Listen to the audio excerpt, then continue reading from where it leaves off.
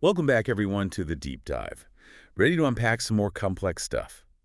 Today, we're diving into the world of international trade, specifically how recent shifts in U.S. policy are impacting businesses, especially those relying on imports from China. It's a hot topic, lots of moving pieces. Yeah, lots to unpack there. Definitely.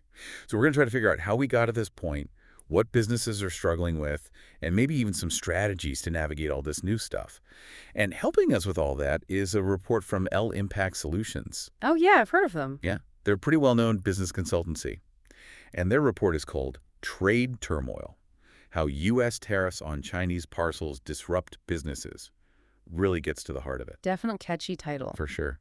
And you can find the full report over at www.lokitools.net if you want to check it out. Cool, I have to take a look. So let's paint a picture here. Imagine you're a small business owner, right? You've got this awesome supplier in China for those eco-friendly phone cases everyone loves. Yeah, I've seen those. Right, they're everywhere. So you place your order, you're excited, waiting for that shipment to arrive, and then boom, you find out it's stuck, just sitting in customs because of all these new tariffs and regulations. Oh, that's gotta be frustrating. Talk about a headache. So to help us break this all down, I've got our expert here with us. Let's rewind a bit. Before all these changes happened, what was the trade scene like between the U.S. and China? Well, picture this. For years, millions of packages just flowing from China to the U.S. every day. Wow, that's a lot of packages. Right. And a lot of them, especially those smaller, cheaper shipments, they didn't really get a second look from customs. Often no duties either, like a free-flowing import highway. Sounds like a good deal. It was. This system was huge for e-commerce, really helped it grow fast and gave people access to all sorts of affordable stuff.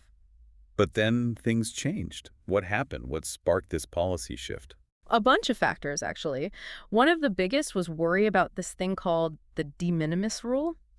Basically, this rule let small packages worth less than $800 kind of slip through customs without much hassle.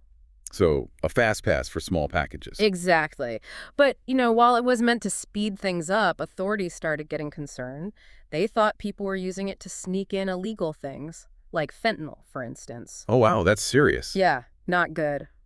So that, along with a push for tighter trade rules and worries about unfair competition, well, it led to new tariffs and reporting rules, even for those small, cheap packages. So, no more easy imports. What was the impact on businesses that relied on those affordable goods from China? It was a major reality check. Imagine building your entire business model around quick, cheap imports, and suddenly, bam, everything changes. Higher costs, logistical nightmares, just a ton of uncertainty. Yeah, that sounds rough. It was. The report from L Impact Solutions, they actually talk about Shein and Temu, these two big e-commerce companies. Oh, yeah, I've heard of them. Right. Both super reliant on Chinese imports. They had to scramble to adapt and stay afloat. It wasn't easy. So what'd they do? Did they manage to change things up? They had to. Like Shein, they're all about fast fashion, right? They started looking at other manufacturing places, like Turkey, Vietnam, and they put a ton of money into storage here in the U.S. to avoid shipping delays. Smart move. Right. And Temu, they started working with more local suppliers, even started a program to get American businesses selling on their platform. Wow, so they basically had to reinvent parts of their business. That's huge. It really shows how important it is to have what they call supply chain resilience. You got it. Putting all your eggs in one basket, especially when that basket is overseas, it's risky business nowadays. The report on www.lokitools.net really dives into that whole resilience thing. They're big on businesses being ready for disruptions, always having a backup plan. So how can businesses actually do that? How do you diversify your supply chain? Well, for starters, don't just rely on one supplier, especially if they're in a place that's, politically or economically unstable. It's like, spread the risk and think about making things domestically if you can. Yeah, made in America. Exactly. Sure, it might cost more sometimes, but you get more control, less reliance on those long, complicated supply chains. And another thing, build strong relationships with your logistics partners. The shipping, warehousing, customs folks. They're the ones making it all happen. Exactly. In this new world, they can make or break you. It's like a giant puzzle. Starting to feel a bit overwhelmed just thinking about it. Good thing we've got experts like you to guide us through this. Happy to help. And it's not just about logistics, it's about managing expectations too, especially customer expectations about pricing. because these tariffs, they bump up costs, and businesses have some tough choices to make. Yeah, I can imagine. Do they eat the cost, which hurts their profits, or do they pass it on to the customer? Neither option is great. So how do you handle that pricing dilemma? What's the best approach? Honesty is key. Be upfront with your customers. Explain why prices are changing. If you're clear about how these trade rules are affecting your costs, they're more likely to understand. No more hiding price hikes, huh? Nope, transparency is the name of the game. And how you communicate matters too. Remember L Impact Solutions? They've got that website, www.lokitools.net. They talk a lot about customer relationship management tools. These tools can help businesses understand what customers are feeling and respond to their needs. It's about personalized communication, building trust, and understanding. So it's almost like diplomacy, not just between countries, but between your business and your customers. You nailed it. Okay, so we've covered the supply chain, pricing, but what about actually getting stuff through customs? Didn't you mention something about a bottleneck? Oh, yeah. Remember how those Chinese parcels used to sail through duty-free? Well, now it's a paperwork mountain for U.S. Customs.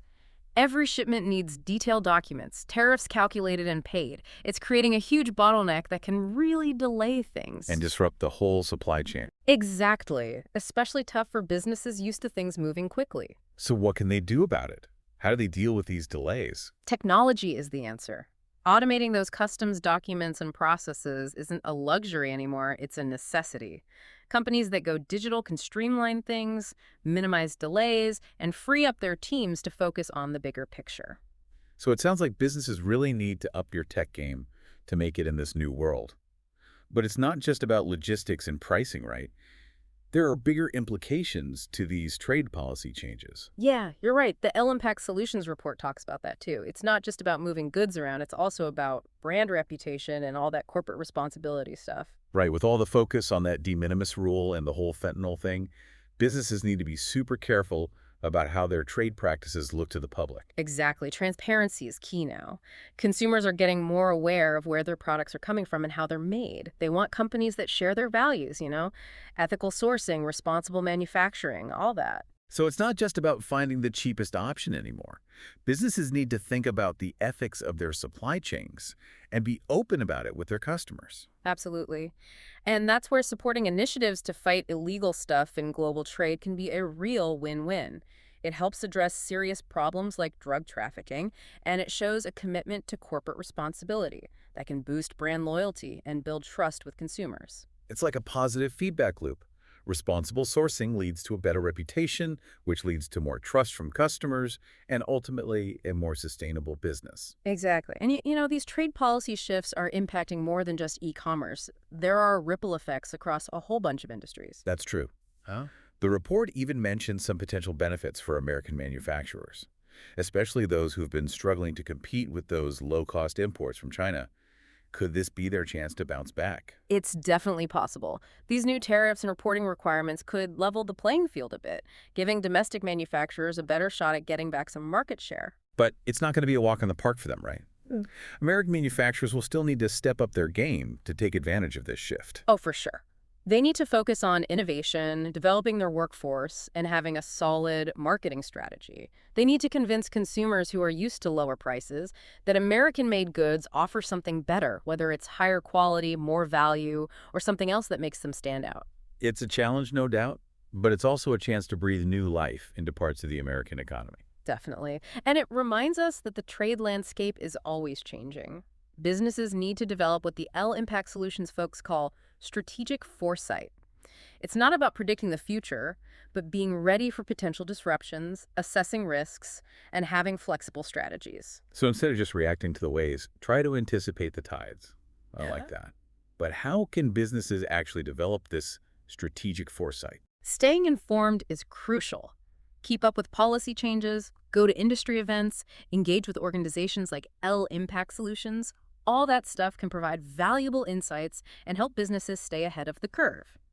And remember that website we mentioned, www.lokitools.net. It's a great resource for staying up to date on the latest trends and analysis in international trade. I'm definitely checking that out. But information alone isn't enough, right? Businesses need strong leadership to handle these complex challenges. Absolutely. Leaders need to communicate a clear vision, build confidence in their teams, and create a culture that embraces adaptability and resilience. It's about being proactive, not reactive, and giving your teams the power to find creative solutions to the challenges that pop up. Because let's face it, there are always going to be challenges. Exactly. And one last thing, it's important to remember that trade policy is a global conversation. While the U.S. is looking out for its own interests, it's crucial to think about the bigger picture and aim for solutions that benefit everyone involved. It sounds like a delicate balancing act. You need to be firm in your position, but also aware of the potential consequences of your actions. Finding that balance is key. Well said. In the end, the goal should be to create a trade environment that's fair, stable, and benefits everyone. It might be easier said than done, but it's definitely worth striving for. So it sounds like those days of smooth sailing in international trade, they might be gone for a while. Yeah, I think that's a pretty fair assessment. Things are definitely changing, and businesses, well, they got to be ready for a more unpredictable, kind of complex journey. But it's not all doom and gloom, right? We've talked about a lot of challenges, but even with all these changes, there are some opportunities too. Oh, absolutely. Like that L Impact Solutions report, it highlights how companies that can adapt, innovate, and think strategically, they can not only survive this, but they can actually come out stronger on the other side. It's like turning those challenges into opportunities, right? Finding new ways to source products, streamline operations, and build, even stronger relationships with your customers and partners. You got it. And it's about realizing that trade policy, it's a constant conversation. It takes collaboration and, well, a commitment to finding solutions that work for everyone involved. So before we wrap things up, what's the one key takeaway you'd leave our listeners with today? I'd say don't be afraid of the uncertainty. Change can be scary, but it also brings new possibilities. By staying informed, being proactive, and thinking outside the box, businesses can navigate this new world of trade. And not just survive, but thrive. Some great advice. And for anyone looking for some expert guidance on how to do just that, make sure you head over to www.lokitools.net. That's the website for L Impact Solutions. Their insights and resources can be super valuable for businesses of all sizes. Well, that about wraps things up for this deep dive into the world of trade. Thanks for joining us. Hope you found it insightful, maybe even a bit inspiring. Until next time, keep exploring, keep learning, and keep pushing the boundaries of what's possible.